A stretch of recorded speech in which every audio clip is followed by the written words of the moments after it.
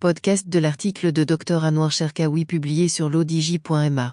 L'auteur a intitulé son article « Les victoires du Maroc en foot ou la construction de nouveaux circuits des hormones du bonheur ».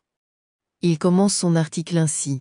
Physiologiquement, l'organisme humain sécrète normalement 4 hormones du bonheur, la dopamine, l'endorphine, l'ocytocine et la sérotonine.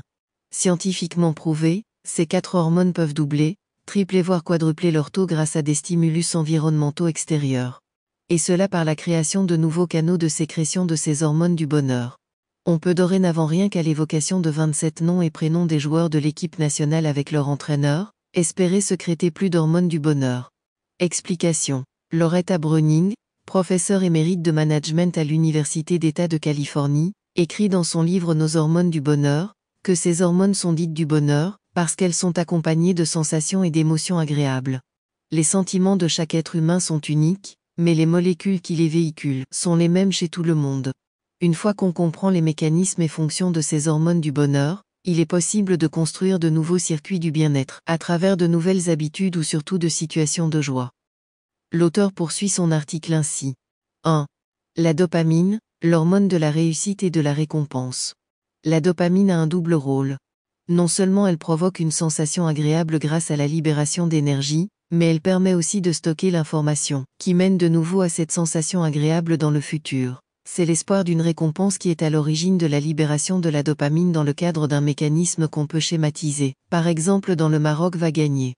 Construire de nouveaux circuits de la dopamine, se dire aussi souvent que possible nous avons réussi. C'est ce sentiment que nous procure l'équipe du Maroc. Chaque jour, Loretta Browning incite à effectuer une petite danse de la victoire. Il s'agit de trouver chaque jour une petite réussite, aussi minime soit-elle, et de la célébrer. Toute victoire de l'équipe nationale du Maroc entraîne des scènes de liesse et de danse, ce sont autant d'occasions pour construire de nouveaux circuits de la dopamine. Fêter chaque étape entraîne la sécrétion d'une quantité plus importante de dopamine. L'auteur ajoute ainsi. 2. Endorphine, la douleur physique libère l'endorphine. L'endorphine masque la douleur pendant un court moment, ce qui contribue à se surpasser dans des limites acceptables. L'endorphine n'a pas évolué pour nous permettre de nous faire du mal, mais pour nous soustraire à la douleur le temps d'assurer notre survie, ou celle de personnes auxquelles nous sommes attachés, se mettre à l'abri, fuir, sauver quelqu'un, ou de réussir un exploit auquel nous aspirons, une victoire en fois au bal.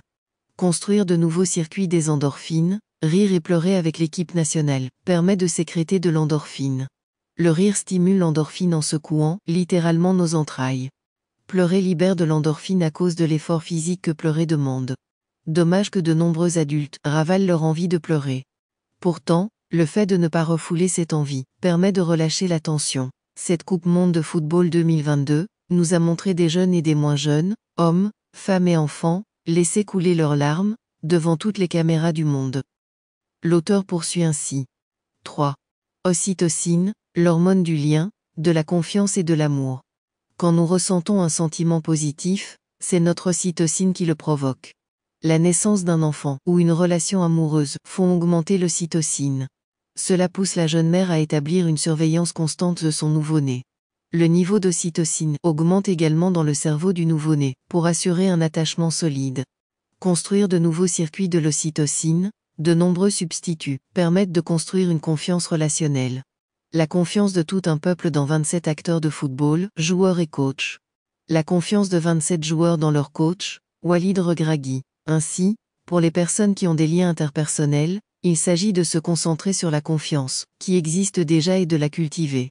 Toute cette confiance placée dans notre équipe nationale augmente notre sécrétion d'ocytocine. L'auteur précise ainsi. 4.